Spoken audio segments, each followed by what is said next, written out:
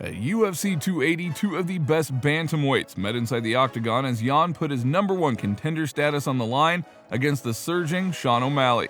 The fight was a closely contested affair where we saw Yan get the better of O'Malley in several grappling sequences. This seemed enough for him to win, but of course, the Sugar Show got his hand raised. Naturally, there were cries for robbery afterward from MMA fans and fighters. So the real question is simple. Did Petr Yan really get robbed at UFC 280? Well, let's break the fight down a little and see what the MMA community is saying about the bantamweight contest. The #1 contender fight between O'Malley and Yan went all 3 rounds, after which both fighters were bloodied and bruised. In terms of overall numbers, O'Malley landed more significant strikes with 84 compared to Yan's 58. But Yan did have more total strikes and a better striking percentage and accuracy. The big difference between the two came in grappling. Yan landed 6 of his 13 takedowns and had a total control time of 5 minutes and 44 seconds, compared to O'Malley's just 2 seconds of control time. So maybe this is why we saw the former lightweight champion and pound-for-pound best Khabib Nurmagomedov look shocked that the fight was even a split decision and dumbfounded when O'Malley was named the victor. Just take a look at Khabib's instant reaction to the decision.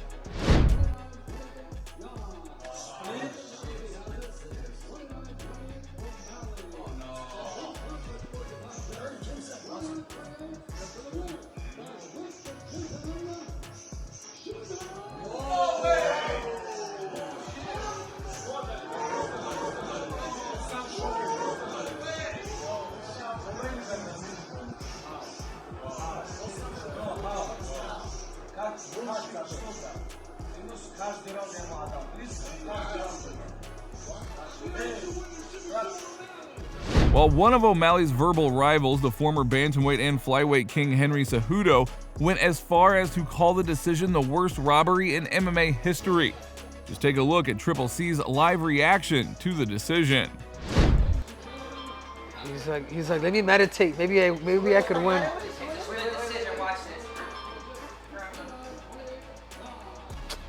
Oh my God, that's crazy. No! What? What? That's crazy. No, this is not. This is the. That's crazy. What did I tell you? This is the. What did I tell you? Why? Look, everybody's booing, dude. That's so wrong. That's crazy. Man, that's so stupid, dude. Come on. You need. That is. Yeah, you didn't know for sure. Nobody Damn. knows. But going back to the fight itself, was it really the worst decision of all time? Most will agree that the second round was Yan's, despite O'Malley rocking Yan because Yan hurt O'Malley and then dominated him on the ground. While the third round was Sugar Sean's because of the damage he inflicted in the stand-up, including the nasty knee which cut open Yan. So it really all comes down to how you score the first round. In the first round, Yan landed 19 significant strikes to O'Malley's 23. But overall, Yan landed 28 strikes to O'Malley's 23. Took O'Malley down once and controlled him for 1 minute and 10 seconds. But there wasn't any damage during the grappling part, so Yan's grappling portion of the first round might not have won him any favors under the new judging criteria. But it seems like most fighters don't care about how close the first round was, especially Petr Vera, who previously fought O'Malley and defeated him and has had several verbal sparring matches with Yan as well. Cheeto called the decision a gift for O'Malley. Just take a listen to what he had to say. Now, what about the O'Malley-Yan fight? Could I ask, who did you score it for? Who do you think won? When the fight was over, in my opinion, I got a lot of people have 3-0 to Yan. I got 2-1 to Yan. The body language of O'Malley was, a body language of like, I lost the fight. And then when they gave it to him, I thought it was a gift decision, but again, fuck it, the guy won the fight. Now he's gonna have a #1 next to his number, I guess. But I believe it was a gift. I believe he got the decision gifted, but we'll see what happened with that. It was a close fight. both guys hurt each other, and I think everything come down to the takedowns and the control time. But one fighter who was impressed by O'Malley's performance was the current 135-pound king, Aljamain Sterling. Aljo felt as if O'Malley showed that he belonged with the best while putting on a competitive fight against Yan, which came down to how you scored the first round. Just take a listen to what the champ had to say. I know Yan is good already. He's great pressure, and he does a great job of lining you up. He caught O'Malley the same way he caught me with that cross in that first round and sat me down. O'Malley was able to tangle him up and survive. Good on him. And my question mark for O'Malley was, how tough is he? Like, he's the hammer, and he always looks good when he's dribbling the basketball in there, but when someone actually can inflict a little pain on him, how's he going to do? And Yan is a tough dude. He's not going to go away. He landed a brilliant knee, step-in knee that Yan always covers up.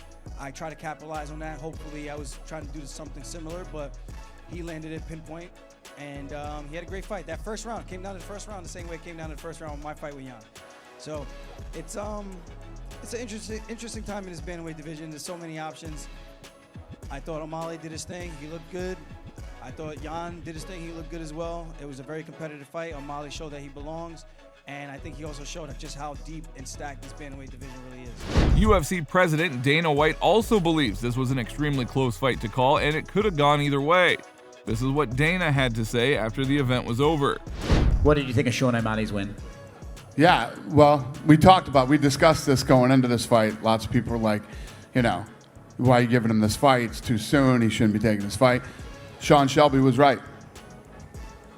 Did you think he won the fight? Some people are saying Petr Yan should have got the decision, but did you think O'Malley won? How did you score it? It was one of those razor-thin, close fights. I could see people saying Yan won the fight. I could see people saying O'Malley won the fight. It's all. What's weird is it wasn't the way I thought it was with the judges' scorecards. I thought, depending on who you gave the first round to, determined who won the fight. But that was not the case, apparently. Another person who didn't think this was a robbery was former middleweight champ turned UFC commentator Michael Bisping. For Bisping, it came down to who did the most damage, and he sided with O'Malley in this criteria. Just take a listen to the former champ's explanation. That was a sensational fight. Now, if I had to pick a winner, I probably would have gone with Yan because of the takedowns, okay? Takedowns do matter, but the number one criteria in scoring a fight is damage. Damage, duration, and dominance, but the number one thing being damage. And I think most of the damage came from O'Malley. Certainly, I think it was the second round, that huge knee that he landed. I mean, what action. O'Malley hits him with a left hand, kind of sits him down. Petr Yan fires back with his own left hand and gets a takedown, and back and forth they went. I thought O'Malley did a great job of getting back to his feet. He did a great job defending and negating any real kind of damage on the ground. Didn't take any massive shots. But then it went to round three, and in round three, Petr Yan once again hitting those takedowns. So I thought maybe at the time that Yan would take it, but as I say, the number one criteria is damage, and I think Sean did. Another former champ turned UFC commentator, Daniel Cormier, shared similar sentiments to Michael Bisping, as he too had Yan winning, but felt O'Malley did enough to prove the doubters wrong and get his hand raised. This is what Cormier had to say after the event was over. A lot of people are going to have a lot to say about Sean O'Malley and him not winning the fight. And if I got to tell you, I thought Petr Yan had won that fight. I thought Petr Yan won round one. Round two, I thought he won clearly. But round one was up for debate. Round three was a very competitive round. So I can see how Sean O'Malley won. But if I was judging, I thought Petr Yan had done enough to win that round. The takedowns in round one, I thought squeaked that one out for him. Round two, he hurt Sean O'Malley really, really bad, even though he was hurt himself. And then in round three, he landed some beautiful counter strikes, even though O'Malley landed some good damage himself.